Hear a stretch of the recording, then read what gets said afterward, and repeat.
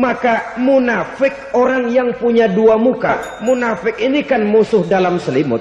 Di belakang kita dia caci maki kita. Maka demikian rupa watak orang munafik Allah benci betul. Orang-orang munafik di dasar jurang neraka yang paling bawah, keraknya neraka, yang merusak akhlak kepada Allah. Sebab munafik sangat berbahaya, membahayakan umat, membahayakan agama. Di depan kita mereka ngaku pura-pura menyembah batu, menyembah patung, menyembah berhala yang mereka buat sesuai dengan kekayaannya masing-masing. 360 berhala di sekeliling Ka'bah merupakan bukti nyata dari sesembahan mereka. Yang kaya membuat berhala dari emas lalu disembah. Yang setengah kaya bikin patung dari perak lalu disembah. Yang hampir miskin bikin Tuhan dari kayu lalu disembah. Yang miskin benar tepung terigu diadonin lalu dibentuk seperti wujud seseorang kemudian disembah. Dan apabila selesai nyembah perutnya terasa lapar, Tuhannya habis dipretelin. Sepanjang sejarah kemanusiaan cuma masyarakat jahiliyah saja yang sampai makan Tuhan. Sesadis-sadisnya bangsa Indonesia belum pernah sampai makan Tuhan. Maka menghadapi manusia seperti ini, yang pertama dilaksanakan oleh Rasul memperbaiki akhlak mereka kepada Allah. Menanamkan la ilaha illallah, bahwa tidak ada Tuhan yang perlu disembah selain daripada Allah Subhanahu wa ta'ala. Ini hakikatnya merupakan inti daripada ajaran Rasul-Rasul terdahulu. Kenapa? Seluruh Rasul bersumber dari satu sumber yang sama, yaitu dari Allah Subhanahu wa ta'ala. Maka prinsip ajaran ketuhanan yang mereka bawa tentu saja sama. Nabi Adam mengajarkan la ilaha illallah. Nabi Nuh mengajarkan la ilaha illallah. Cuma tentu sambungannya Nuh Rasulullah. Nabi Ibrahim mengajarkan la ilaha illallah, Ibrahim Rasulullah. Nabi Musa mengajarkan la ilaha illallah, Musa Rasulullah. Bahkan Nabi Isa mengajarkan la ilaha illallah, Isa Rasulullah. Dan Nabi Muhammad mengajarkan la ilaha illallah, Muhammadur Rasulullah. Akhlak manusia kepada Allah dengan menanamkan tauhid. Jadi kalau ingin berakhlak yang benar kepada Allah, jaga tauhid, pegang teguh akidah. Saudara-saudara kaum muslimin rahimakumullah, lawan daripada tauhid adalah kufur. Kufur bisa dua, bisa kufur iman, bisa kufur nikmat. Kufur itu sifatnya, kafir itu orangnya. Ada orang kufur iman, dan ini merusak akhlak kepada Allah Subhanahu wa ta'ala. Kufur iman itu kadang-kadang bentuknya syirik, orangnya disebut musyrik. Kufur iman itu kadang-kadang bentuknya nifaq, orangnya disebut munafik.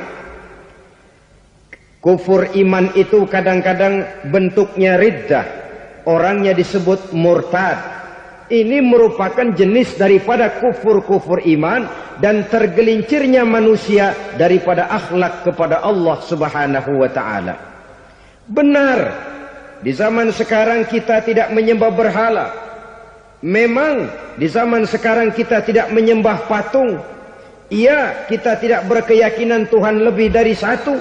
Tapi kadang-kadang akhlak kita kepada Allah sering lentur dan luntur, sering bergoyang dan tergoncang, sering kena erosi dan polusi.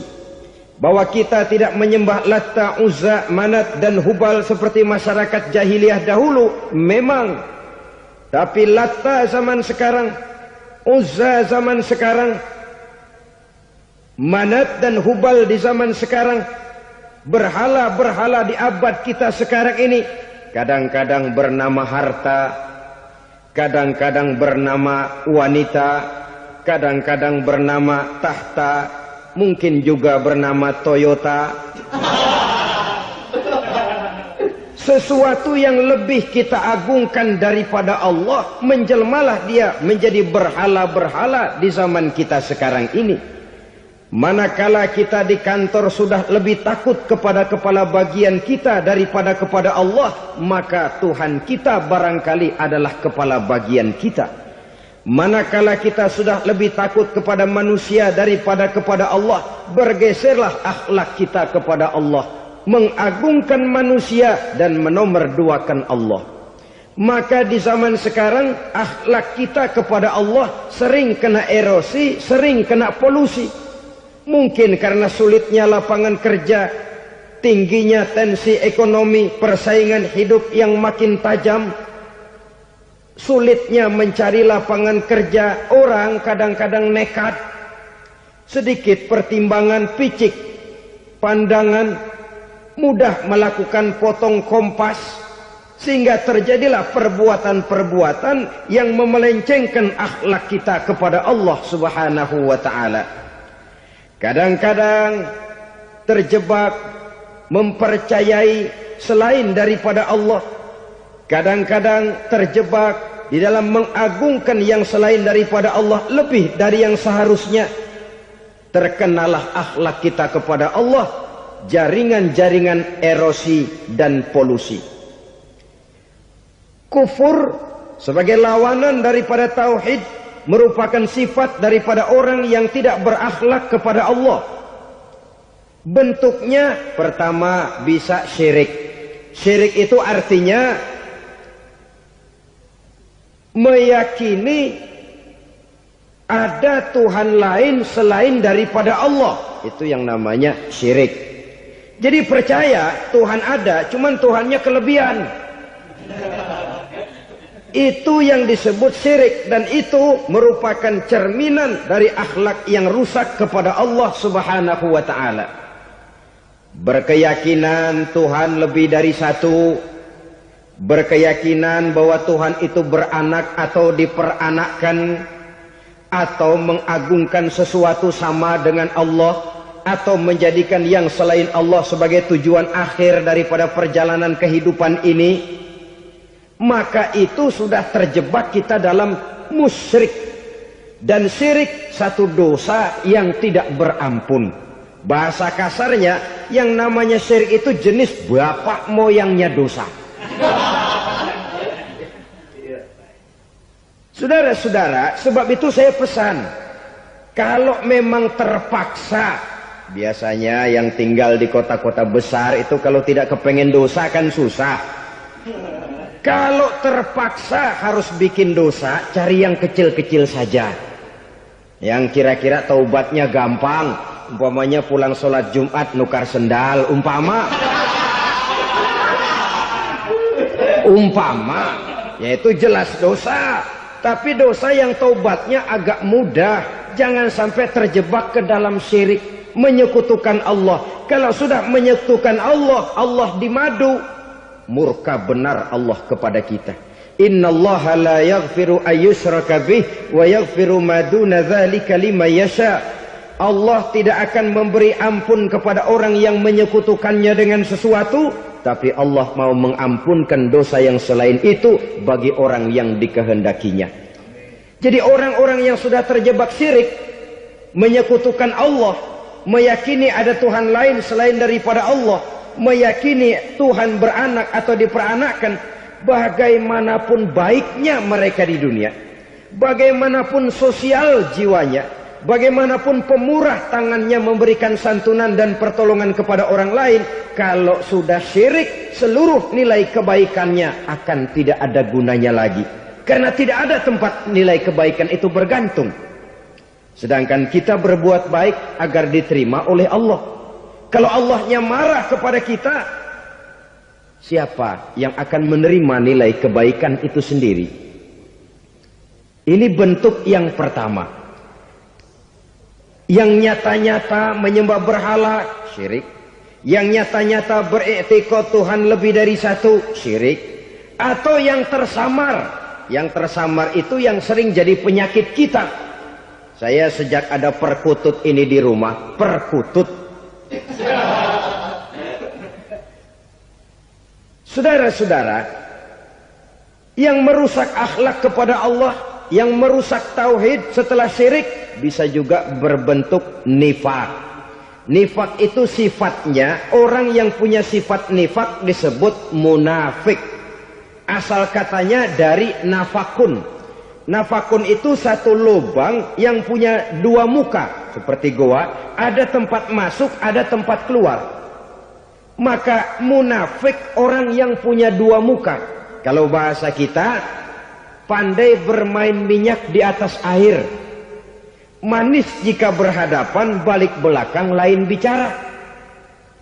Sehingga apa yang dinamakan nifak, kata Imam Ali Al-Jurjani dalam kitab ta'rifatnya, izharul imanu bil lisan wa kitmanul kufri bil qalbi. Menyatakan, menampakkan iman dengan lidahnya, tapi menyembunyikan kekafiran dalam hatinya. Dengan kata lain, lidahnya mah iman, hatinya mah kafir.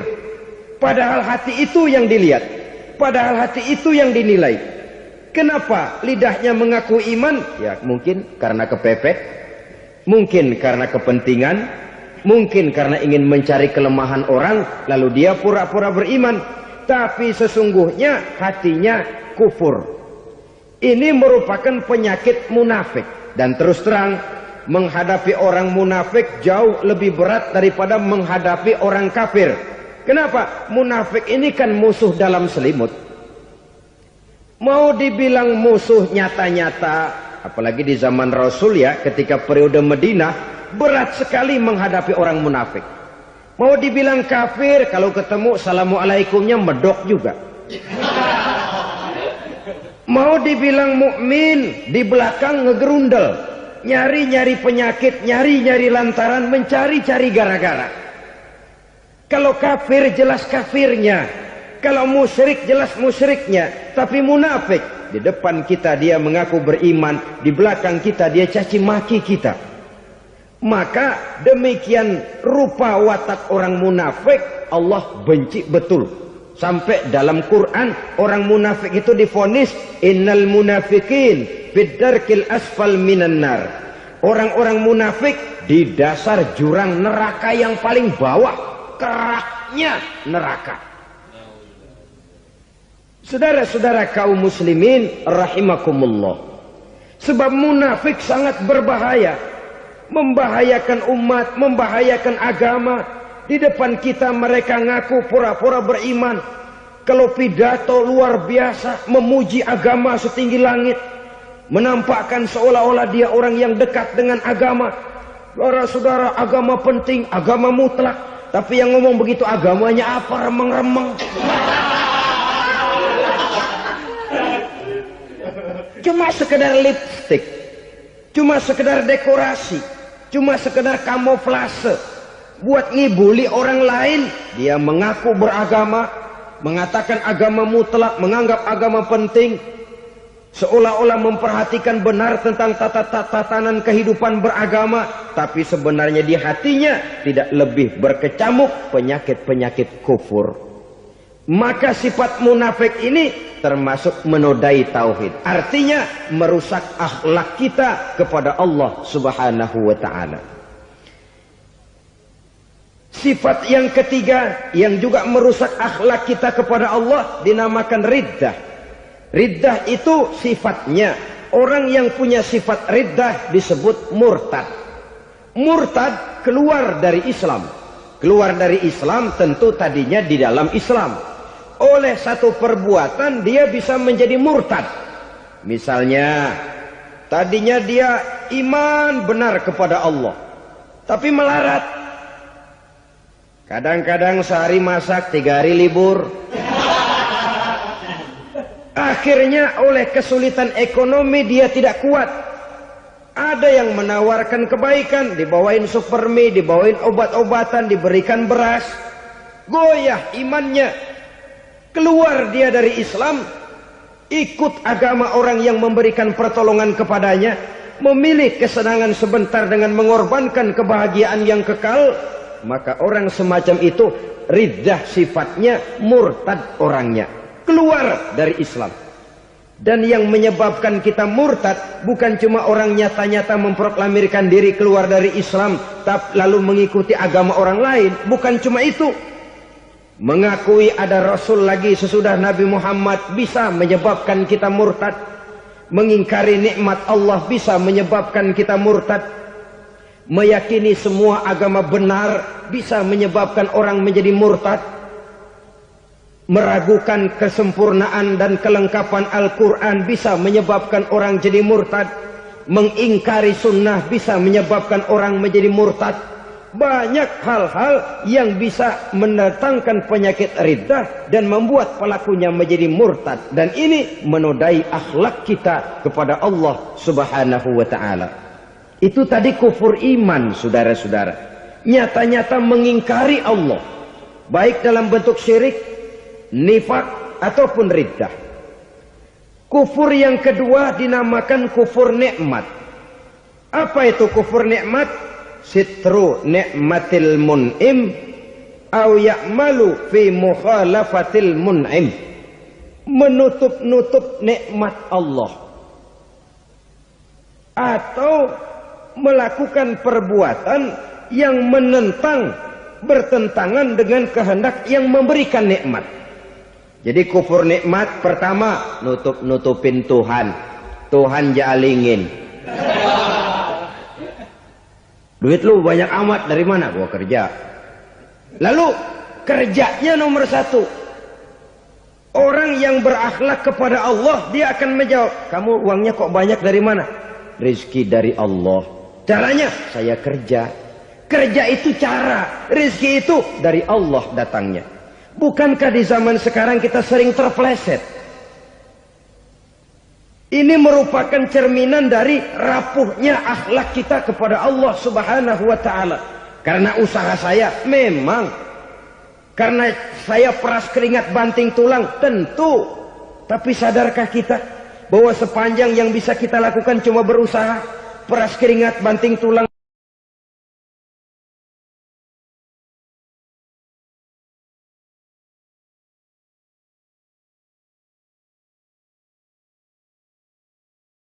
soal rizki, soal jodoh, soal maut, kitakah yang mengatur?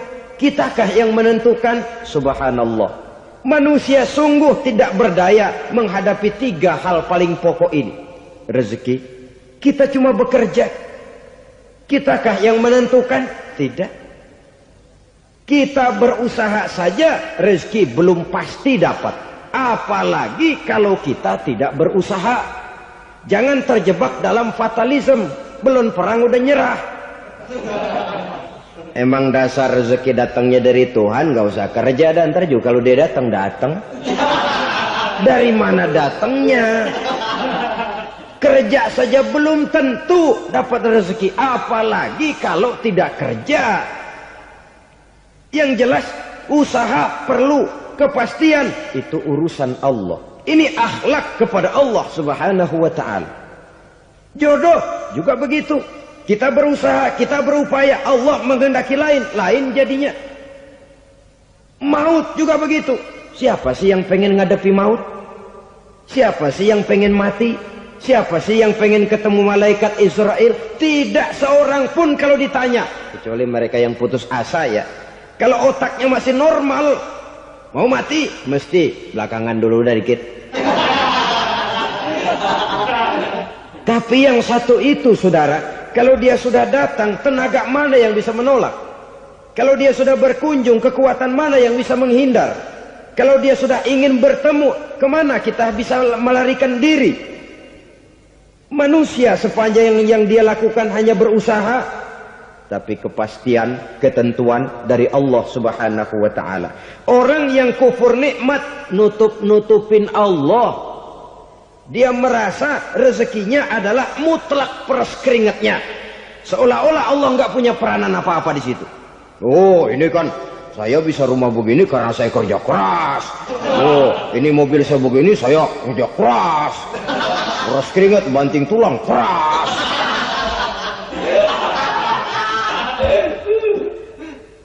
Saudara-saudara kaum muslimin rahimahkumullah. Jadi menutup-nutupi Allah. Akibatnya nanti kalau dia berhasil, Allah ketutupan. Kalau dia gagal, orang lain dicaci maki, dicari kambing hitam. Kambing hitam kan mahal. Karena orang sering cari-cari kambing hitam. Jarang orang mau jujur kalau bertemu kesulitan lalu mencari sebab pada dirinya sendiri. Yang paling enak ya nyalain orang. Lo begitu.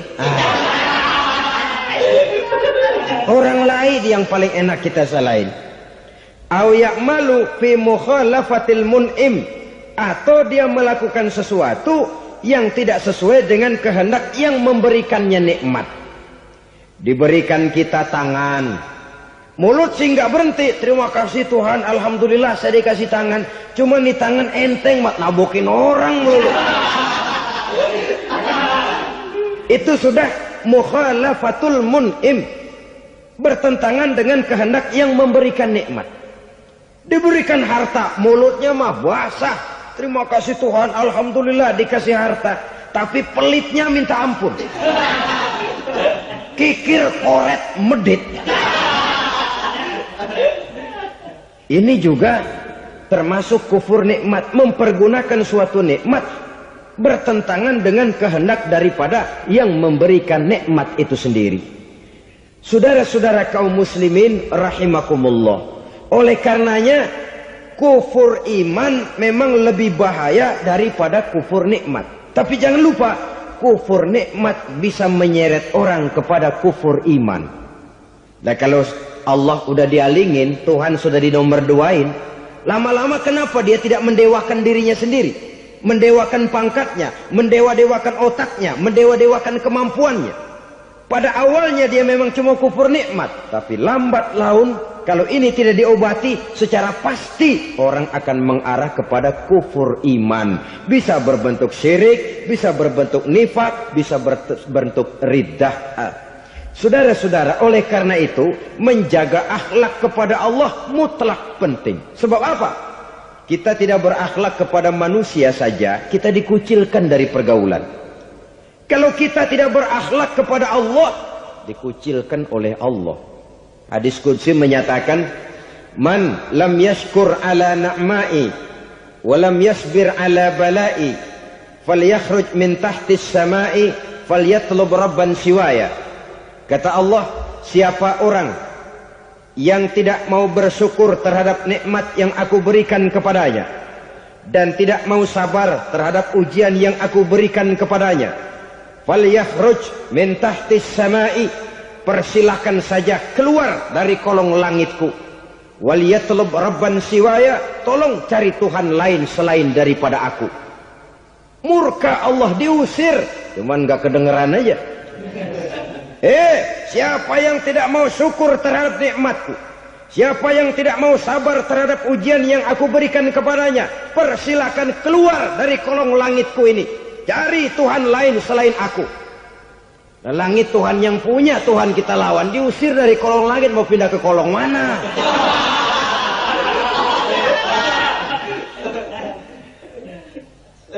Jadi jangan merasa kufur nikmat kan enteng. Iya, kelihatannya begitu, tidak sebahaya kufur iman. Tapi kufur nikmat ini merupakan anak tangga yang kalau kita sudah mulai naik, kita akan naik terus sampai kepada tingkat di mana kita mengalami kufur iman. Kalau sudah ke sana, maka akhlak kita kepada Allah terkenalah erosi, terkena polusi, hancur akhlak kepada Allah, dan itulah sumber kesengsaraan abadi.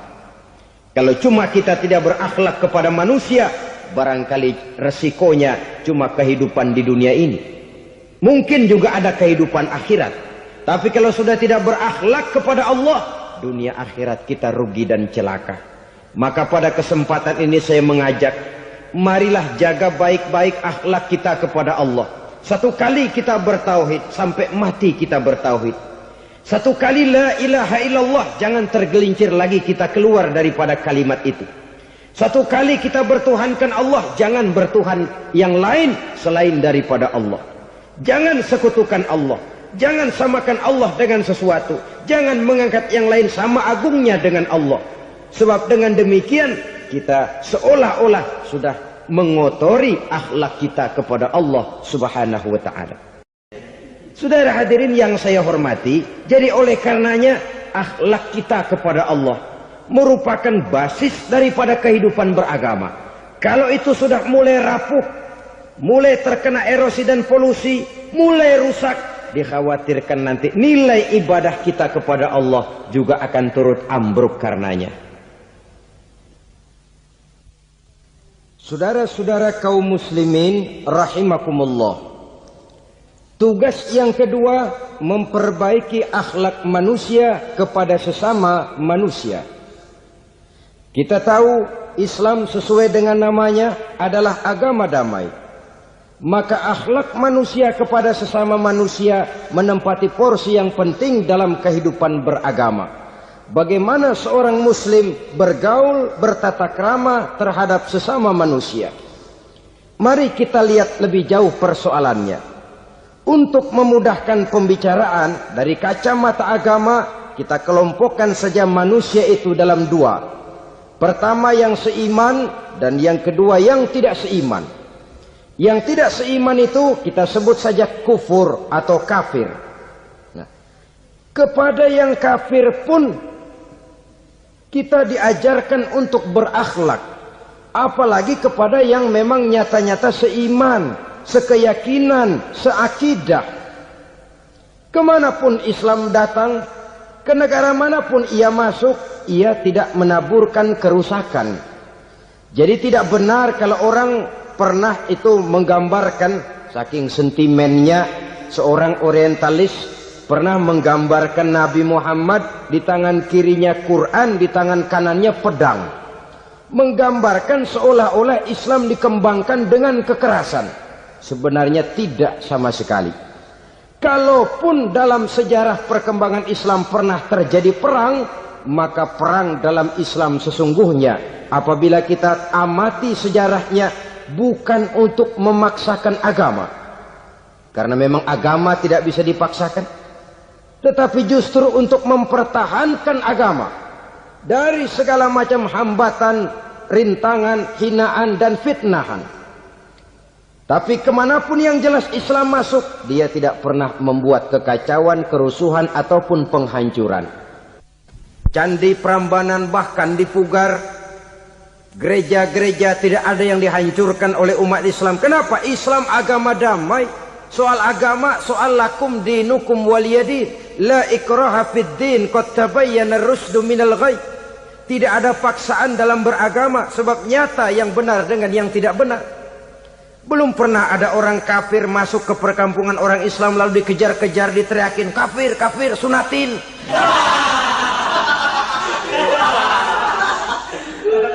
Belum pernah. Kenapa? Islam menghormati orang lain agama. Nah, yang kafir ini macam-macam saudara. Ada kafir harbi. Nah, ini kafir kerok. Ini kafir yang nyata-nyata memproklamirkan permusuhan kepada umat Islam. Nyata-nyata mengganggu ketenangan umat Islam. Kafir yang seperti ini yang boleh diperangi. Misalnya kita mau sembahyang Jumat dijagain, nggak boleh sembahyang Jumat, getok palanya.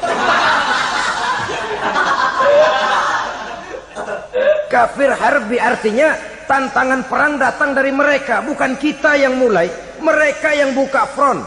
Prinsipnya umat Islam tidak boleh mencari-cari musuh, tapi pun tidak boleh lari kalau ketemu musuh. Musuh jangan dicari, ketemu jangan lari. Karena itu kesan seolah-olah umat Islam ini teroris, umat Islam ini destroyer, umat Islam ini sering menimbulkan keonaran, kerusakan. Sungguh satu fitnahan yang sangat keji. Umat Islam adalah umat yang cinta damai. Islam di masa perkembangannya masuki Eropa melalui Selat Gibraltar, Jabal Tariq, memasuki Spanyol. Islam tidak pernah meruntuhkan gereja. Islam tidak pernah membunuh orang-orang Nasrani. Bahkan Islam mewariskan peradaban dan kebudayaan yang begitu tinggi nilainya di bidang ilmu pengetahuan. Sampai ketika itu Barat banyak mengkaji, ilmu pengetahuan dari dunia Islam. Buku-buku berbahasa Arab diterjemahkan ke bahasa Yunani, dipelajari oleh para cendekiawan di negeri barat sana. Mereka mengambil manfaat yang banyak dari masuknya Islam ke Eropa. Sementara gereja tetap berdiri dengan megahnya. Kuil-kuil tempat peribadatan tidak satupun yang diusik-usik. Kenapa? Islam agama yang cinta damai. Asal dia tidak diganggu, asal kehormatannya tidak dihinakan. Jadi kafir harbi, kafir yang nyata-nyata nantang perang, ngajak berkelahi. Itu kafir yang nyari penyakit. Kafir harbi ini boleh diperangi dengan catatan mereka yang memang mulai. Yang kedua, kafir zimmi. Kafir zimmi, kafir yang hidup di tengah mayoritas muslim, tapi mereka mau hidup dengan aman, damai, tenang. Mereka wajib dilindungi. Bahkan Nabi pernah memberikan satu jaminan, man azazimiyan faqad azani. Siapa yang mengganggu orang kafir zimmi sama saja dengan mengganggu saya. Kehormatannya dijaga, harta bendanya dilindungi, anak istrinya pun dilindungi. Dan ini jadi kenyataan. Saudara bisa lihat di negara-negara yang mayoritas penduduknya beragama Islam, orang-orang kafir di luar Islam hidup dengan tenang, aman, damai. Di Saudi Arabia, di luar tanah haram, di luar Mekah dan Madinah, banyak orang-orang kafir mencari nafkah. Mereka tenang, aman, dilindungi undang-undang. Begitu di Mesir, begitu di negara Indonesia yang berdasarkan Pancasila ini. Kehidupan beragama menimbulkan gairah, rukun, tenang, aman, damai, sepanjang tidak saling ganggu, tidak saling usik, menghargai orang yang sudah beragama.